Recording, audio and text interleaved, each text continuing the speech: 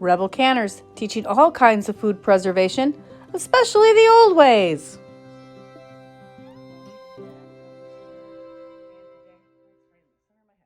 And today we're doing my second Shed Wars video for the month, and I don't have a lot of material because there's just not a lot growing here yet. And I've done some starting from seed, but if you're like me and you can't start everything from seed, don't be ashamed to go and buy your plants locally. So I have sourced some of my plants that I wasn't able to grow from seed, or my granddaughters decided to play in the dirt, which was my onion sets that I grew from seed that were so hard to start. If, like me, these things happen, don't get upset.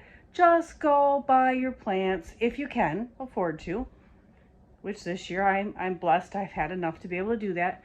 Go buy your plants started. There is no shame in that. And that is my garden tip for this video.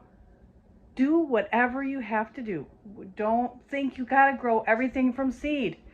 Maybe you don't have time, but you still want a garden. Maybe you're not sure yet about how to time things out, but you still want to have a garden. You know, maybe you live in a really crappy climate, like me, but you still want a garden. Go ahead, buy your plant starts, already started, and plant them. And here is just a few clips of some of the things that I bought that I am planting. More to follow later. Just a quick video to get this out here before the end of the deadline for the end of the month. All right, everybody, just grow something. Grow something you can eat. Have a great day, everyone.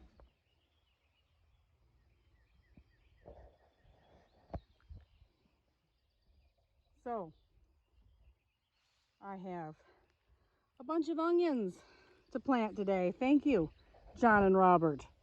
Look at all this. I went to my local farmer's market, and I went to a local greenhouse, and I picked up all my plant starts. Look at more than half of a flat of onions. I blame you guys. My plant addiction has gotten worse.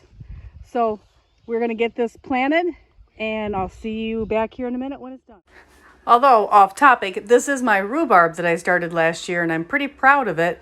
Can't harvest any this year, but I sure will have some next year. And this I started from seed. So you know what?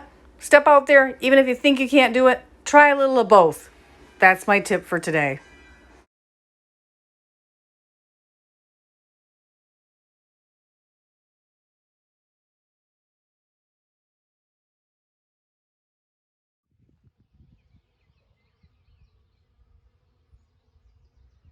More good news. I guess I did not lose my bees. They are very much active in this hive and doing some cleansing flights and taking stuff in and out. I am pretty impressed because I was certain they were dead.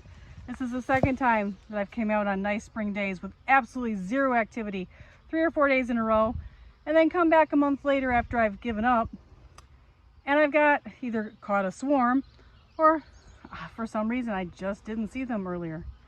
But they are definitely going in and bringing stuff in. It's pretty exciting.